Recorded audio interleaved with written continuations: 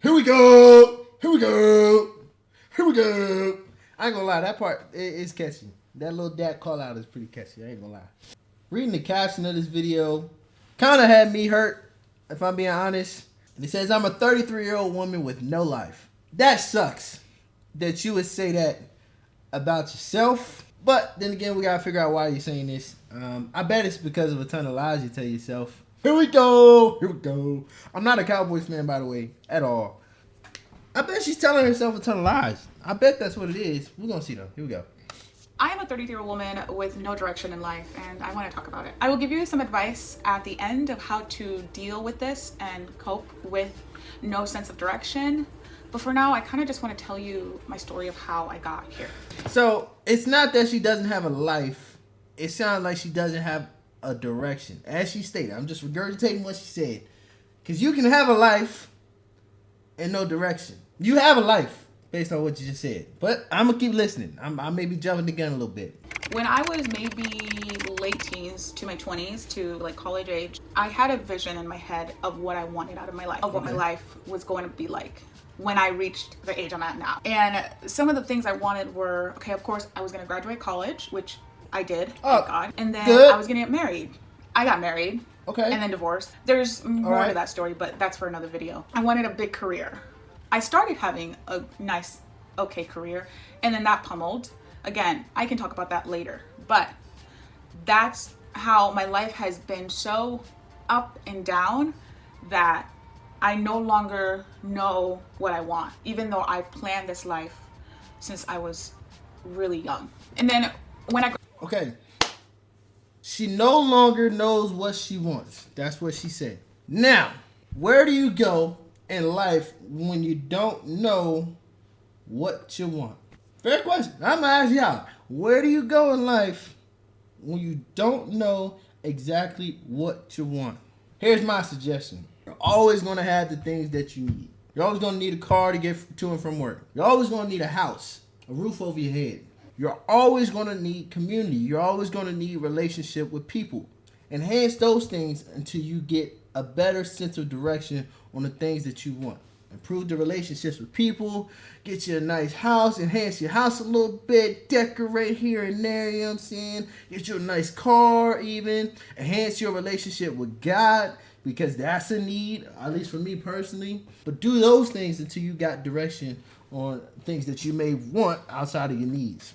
That's my suggestion. Graduated college. I had an internship, which is, again, that's pretty normal. You graduate college, you get an internship. I got a really good internship. When I was in college, I studied video production. I studied basically a very interesting version of journalism. And I didn't know I wanted to be in journalism, but I knew for sure that I didn't want to tell like sad stories. So I didn't really aim to do journalism, but that's what basically my major was. Okay. That's what I studied. And I graduated that. I was an okay student, you know. I got an internship for digital media coordinator, and that went really well. And then I was like, okay, this is good. I graduated college. I got an internship. Life is gonna be good. Life is gonna be good. Sounds like things was on the up and up for her. That's what I made of that whole spiel. Sounds like things are on the up and up. Just so everybody tracking, it sounds like things are going good for her. So right now we climbing. You know what happens when you climb sometimes? You fall. All right? We still climbing though. And then I never got jobs. That's when I was around maybe 23, 24, 23. I never was able to get a job that made sense with my career, what I wanted. So instead of going into a direction of entertainment news reporter or working at a huge production company or working in some sort of film, movie capacity, working in entertainment or anything like that like I wanted, I never got any of those jobs. So the first 5 years, I graduated in 2015. So the first 5 years after my graduation, it was constantly looking for work and constantly looking for jobs. What do you do when you don't get what you want? I just answered it. I don't get the job that caters to my career. But I still need to take care of my needs. So let me take care of my needs, get the job that's going to get me through with my needs, while still on the side, work on the things that I want. Music. I would want to play music. That's my desire. But nobody's picking me up to go tour with them. Nobody's picking me up to be part of their band. Nobody's picking me up to do any of that. but I still have my needs. I still need to take care of my car. I still need to make sure I can eat. I still need to make sure I'm good to go in my needs. So what do? I take a job that has nothing to do with music, sadly, that's going to meet the needs. While on the side, I still play my guitar. I get involved in some way, shape, or form with musicians around me and still get connected with the hopes of one day maybe I will go into it. Maybe I will work with a band. Does that make sense? Hopefully that makes sense to y'all. But that's the approaches you should take. Sacrifice your wants to take care of your needs, but you can also invest in your wants while you're taking care of your needs. But I never got jobs. And it just nobody wanted to hire me. Nobody wanted to give me opportunities. Nobody wanted. I don't know if they thought I was too dumb to do the work. The thing I kept getting was, this is literally what I keep getting today in my 33 years, is you don't have enough experience.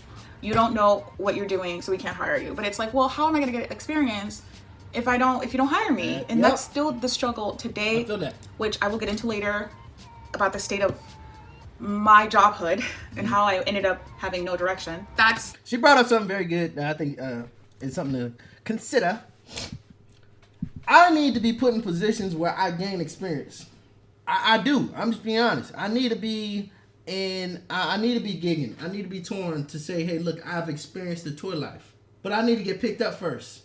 And if they won't even pick me up because I ain't been there, I ain't toured before, then how in the world am I supposed to get touring experience and gigging experience? How am I supposed to do all that? Right? I get that. I completely get it. What you do is build a portfolio somewhere else that still speaks to your professionalism, that still speaks to your capability. I give you an example for the whole touring and gigging. Yeah, they won't pick me up for touring, right? I can still do drum covers back at home. I can still get involved with my local church or local band of some sort and make content for them to watch.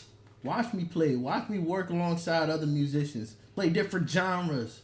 Still building a portfolio. Yeah, I ain't been touring, but here's my portfolio of all the music that I played, all the people that I played with. Pause. And then all the things that I've done. You don't have a job. You don't have enough experience. We can't hire you. No job. Nothing I wanted. I applied for, companies like Britco, BuzzFeed, Yahoo, like all their like fun media department jobs. I applied for them. Nobody. I applied for video editing jobs. Nobody. I went into the direction of getting a job just to live, which is fine. Sometimes you do have to do that. Yep. So I ended up getting like retail jobs. I got a customer service job. I got a sales job, like things like that. Even though it wasn't really what I wanted, Yep. I still ended up getting those jobs. Gotta sacrifice. Gotta sacrifice your wants for your needs, for the sustenance of life. I stayed in that direction for a while, and those were fine, even though I knew that it wasn't really what I wanted to do. And then at 25, I got married. The marriage did last 5 years, which was great, but unfortunately it didn't work out, and there's the end of that. I may talk about that in another video, but for now, that's where I was at 25. I got married at 25. By the time I was 30, the marriage was over, and then I had to kind of restart my life again. So I ended up moving. Across the state. I was in San Francisco, and then now I moved down to Los Angeles in the middle of COVID. A year ago, after I was looking and struggling and trying to find work that I really liked, I found a job as a project manager at a tech company, and that's good. I was really scared when I first started that job. Something about the job didn't feel right, but I did it anyway. Okay. I was really happy. I had everything I needed. I had insurance. I was going somewhere with my life, even though I didn't have a boyfriend or a partner anymore. I was really happy because I was making good money, and I had friends. I was socializing. I was excited. Even though I in the back of my head I knew something was wrong, I still kind of just went through my life as best as I could. Now, this is good. She climbed the ladder a little bit, if you will. Got her a nice little tech programming job. As she said, she was making good money, had some friends, no spouse or nothing, but she was doing good. She was doing all right. My question for her would be this, though. While all this is going on, were you still investing in your dream? You said you wanted to do the whole media entertainment thing. You went to school. Journalism, if I remember correctly. During this time frame where you're making the good money and you're making the friends, are you still considering that initial desire to be part of that entertainment life, entertainment sphere, doing that whole journalism or whatnot? Because it's very easy to get comfortable making good money, having friends, and completely forget about the love that you initially had. I wonder if that was her case. Was it her case? I don't know. She might tell us. But it's very easy to lose that initial love, that initial desire, that initial dream because you get comfortable. About a year ago, I got fired, which is how I'm in my position right now, about a year later, is because I got fired from that job, and it was really devastating. And ever since then, I'm back to my college days or early 20s where I'm having a hard time finding a job. I haven't been able to find a good full-time, solid benefits, all those kinds of jobs in the corporate realm. I did get a few contract jobs right after I got fired, but again, they were contract jobs. That means they didn't last. They weren't permanent. They didn't have any benefits. But one job lasted 6 months and another job lasted 2 months. So I was able to kind of cover my bills in that way. It feels like, again, that nobody wants to hire me. It feels like, again, that nobody wants anything to do with me. It feels like, and I'm still getting that same thing. I'm getting the same, like, you're not good enough. You don't have enough experience. We can't hire you. You don't have enough experience, even though my experience demonstrates everything on my resume. Still saying I don't have enough experience for the job. So that's how I'm here now. Is I am 33, no job, no family, living off of unemployment. I could barely make ends meet. Thank goodness I don't have any children. I only have my cat to take care of, but I still struggle financially. Again, I'm on unemployment and food stamps. I should make clear that I'm on food stamps right now. I'm not happy because I'm struggling emotionally, mentally. I just can't seem to get my life together. So I'm hoping that trying to create content for YouTube and trying to put my story out there will resonate with some people that are probably feeling the same way I'm feeling. As far as where I'm going, I'm hoping to, start creating more content on YouTube and making more videos and putting more time towards something that I really want to do versus waiting for companies to tell me that they don't want me and they don't want to hire me and they don't want to work with me and I'm not good enough, Because when I'm doing YouTube, when I'm doing my own content, nobody's gonna tell me that. Nobody's gonna say to me, hey, you're not good enough, you're fired, you're not good enough, you're not worth it, you're not worth the investment. They still gonna say that. They're gonna say you're not good enough. They gonna be in the comments raging, all right? They're gonna say it, but it's not gonna have the same effect on you as it was when you was in the corporate realm. Nobody's gonna tell me that. So I'm really hoping that going on to some sort of video production on YouTube will get me to where I wanna go mentally, emotionally, financially, and hopefully something will come out of this. Even if it's just knowing that somebody out there is going through this and knows that they're not alone when it comes to having a very directionless life. So that's what I'm hoping to get out of this. I spend a lot of my days inside the house, which sucks sometimes, but it's really nice to have peace. I do a lot of cooking. I do a lot of cleaning. I shop a lot. I'm always shopping for like groceries or clothes or when I say clothes, I mean more like window shopping. I'm not really out here like buying bags or shoes or things like that. I do more window shopping. The other day I went to Rodeo Drive and that was really fun. Some days I get really lonely, but I power through it by watching TV, reading my books. I look for jobs all day, every day. That also kills time. I talk to my friends on the phone. That's good. Things like that. So, hey, all of that is really good advice. And it's showing that she's still intentional about, one, taking care of herself and staying connected to people. Got to stay connected to people when things are bad. When things are going downhill, the last place you want to be is by yourself. You don't want to be stranded all alone. You don't. You got to stay connected. When things are bad, stay connected, and if you're not connected, get connected. As far as advice goes for young people, I think that everybody in their life will have a time in their life where they just don't know where they're going and they don't have any control of what life is bringing. I think that's a thing. I think that's possible. And it is. That's fact.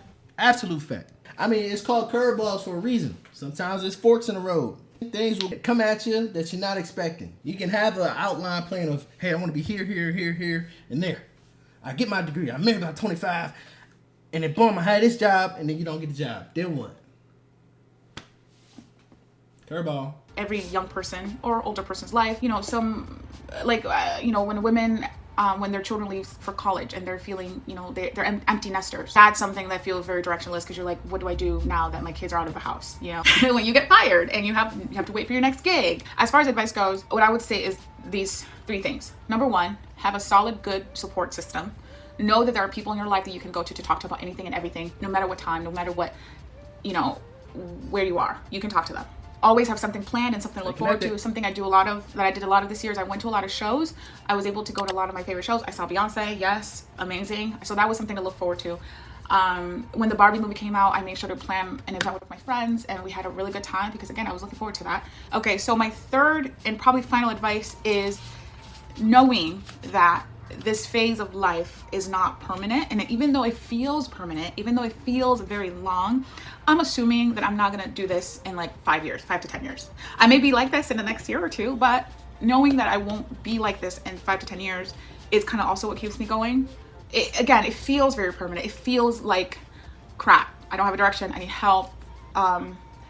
It feels like that, but at the end of the day, I know in my head that it's not, even though my brain is telling me like, girl, what are we doing? If I am here in the next 5 to 10 years, I need to really reevaluate what is happening in my life, because that's going to be a huge problem. If you are there, then what you gonna do? Think ahead. If I'm in the same spot 5 years from now, what will I do? Because the same way you gotta be considering, all the things that you want to do, you gotta consider what happens if a curveball is thrown at me. That's true game planning. When you consider the positives and what would happen, or what would I do if the negatives come into factor. 26,500 subscribers off of 28 videos. Just 28. As y'all know with this channel, we have definitely surpassed 28 videos, and I'm struggling to get to 100 subs, all right? I'm like 6 away right now at the time of this video. But hey, one day, maybe one day we'll climb and hit the 100 and 1,000 and 2,000. You know what I'm saying? Maybe one day. I will say this. If y'all ever get to a point in life where you feel low, stay connected. That's just the biggest takeaway for all this. Yes, you're going to have lows and super lows where you just don't know where to go, bars in life. But the key is to stay connected. Stay connected. All right, man. Whomansam. I'll see y'all.